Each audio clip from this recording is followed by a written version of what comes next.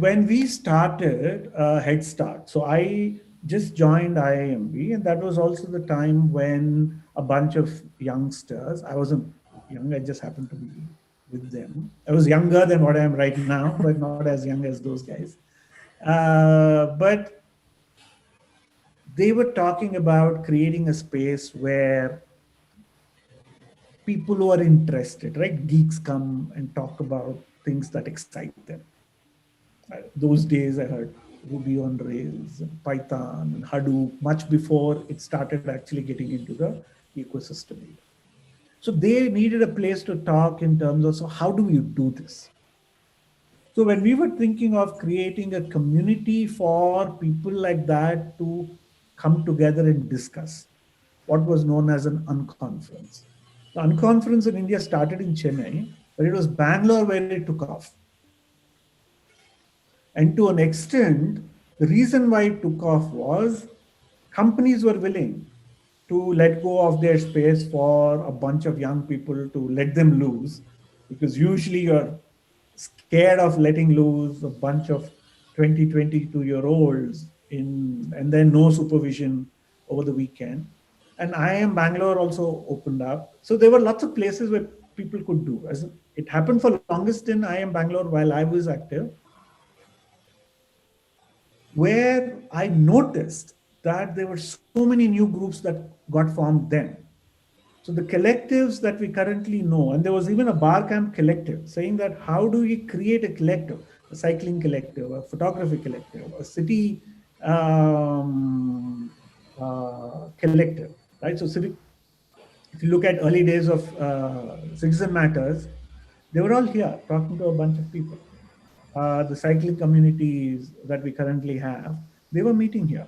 So it was not just a bunch of geeks coming together, but they were also talking about how do we keep ourselves active beyond these spaces. And that kind of spaces weren't just an IMB. We started off in a coffee day in Kormangla. And then we could do it in India Coffee House on MG Road, right? And there were companies who were saying that, you know what, guys, take our premises. So that level of openness to create spaces wasn't just in public or in pubs, but it was in educational institutions. It was in corporations. Right? Some of those corporations were even giving money. They didn't require a lot of money, but we were happy to be able to give them 2, 3 meals so that you don't really worry about where you're going to look for meals, because It's our provided. canteen also enabled conversation, right? We didn't have classrooms anymore on campus. And then they said, let's just go buy some mattresses and put it on the trees. They put it on the stairs, they put it on the trees, right? So people didn't care where you just congregated and spoke about things that excited you the most, right? In that, entrepreneurship was the one which was turning out to be a really large group. So those of us who were in Head Start wanted to think of Startup Saturday as a recurring event which would get people interested in entrepreneurship. One of the first places, right? For a long time, IIMB was the center of universe as far as entrepreneurship goes. But then Bangalore, IIMB started becoming further and further away from the city because of traffic.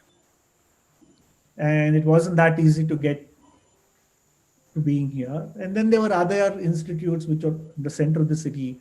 Microsoft was opening up. I think ThinkSoft opened up. There were lots of companies that were also opening up. So guys, come and be here. So Startup Saturday was here for a year. So every second Saturday of the month, you sure could come to IMB and know that there's some youngsters wanting to change the world, putting a dent in the universe. And those kind of conversations are very important to have. And I think you enable those, hopefully sparks will start to come. After years that I've seen Startup Saturday take off incredibly well, right? It's just that the youngsters who have been taking it on continued this openness to enable anybody to come and speak there, because They are now in multiple cities across the world as well. It is just a very informal conversation, no purpose meeting. We have a bunch of people who are speaking, and those who are speaking was also incidental to just the conversation going. And those kind of places were what Bangalore had, and those kind of places was what Bangalore ecosystem enabled. And we also had people like Sanjay, right, the Sharad, who have Hari Menons of the world, who have tried in the 97s when the dot-com happened, right? So there were people who tried, who said that this is what happened those days. And so there were narratives in the ecosystem, both slightly experienced and a lot of youngsters, multiple places for conversations, a lot of open hands in terms of guys, continue conversing. All of things, I think, created the right mix. When the spark came, when I say spark, the early days of investment, right? Started looking at India as a potential place to solve problems, like maybe Redbus. I don't know if there was anything earlier, but I would say Redbus is what comes to my mind right now as the spark that enabled, you know what, we can solve our own problems and still make money.